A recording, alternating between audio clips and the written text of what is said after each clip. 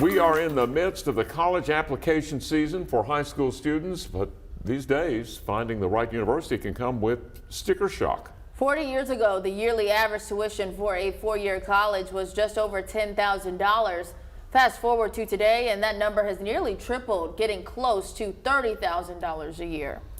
And numbers like these causing many families to think hard about the future. All new tonight, THV 11's Michaela Johnson shows us what's behind the rising costs and how Arkansans are dealing with it.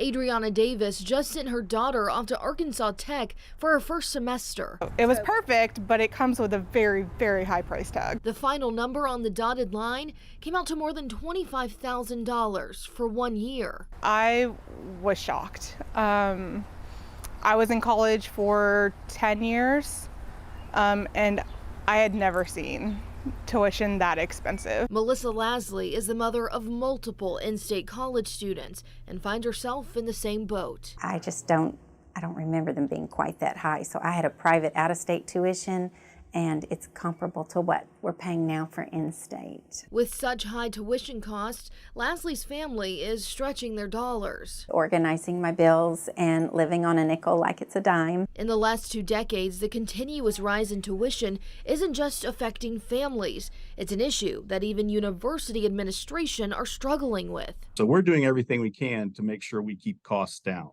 Todd Shields and Calvin White Jr. are the chancellor and provost of Arkansas State University. They both know that tuition sticker shock is significant. For most families in Arkansas, tuition and tuition costs will be a driver in where they decide to spend the next 4 years. According to U.S. News and World Report, tuition in 2004 averaged around $10,000. Since then, out-of-state tuition and fees at public universities rose about 38%. With in-state tuition and fees rising 56%. There's been a lot of changes in higher ed we thought that would make things cheaper, like MOOCs and online and things like that. There are costs associated with those that we didn't anticipate. Chancellor Shields mainly credits this continuous rise in tuition to one thing. State funding for universities has declined precipitously since the late 1980s, honestly. And then so the burden has been shifted onto tuition. No matter the reason, that tuition bill has to be paid. For families like Lasley's, that means obtaining a higher education comes with sacrifices. While I've worked, I would also work a second job. We don't drive cars that are expensive. We don't go on vacations.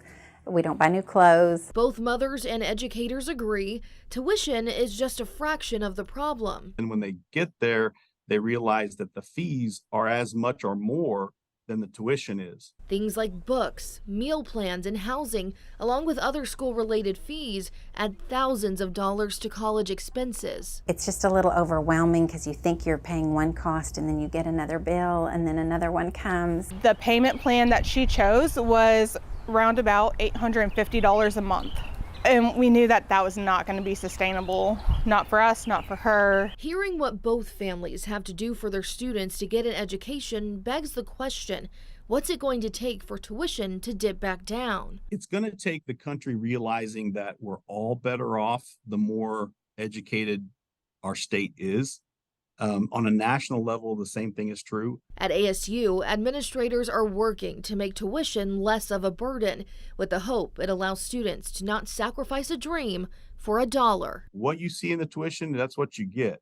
I mean, there's not additional fees that you're going to become in contact with. What we want that student to be able to do is pick us, and knowing that tuition is not a driving factor. With no sign of tuition costs going down or even leveling off, Davis and Lasley are concerned about the limits this puts on higher education. A lot of students are not going to be able to afford to go to college, and it's going to severely impact their opportunities. Over 30 years in teaching, when a lot of people are hanging it up, I'm still counting the days because I've got more kids to go. Sacrifices a little because the end result is going to be better for them. In Little Rock, Michaela Johnson, THV 11 News.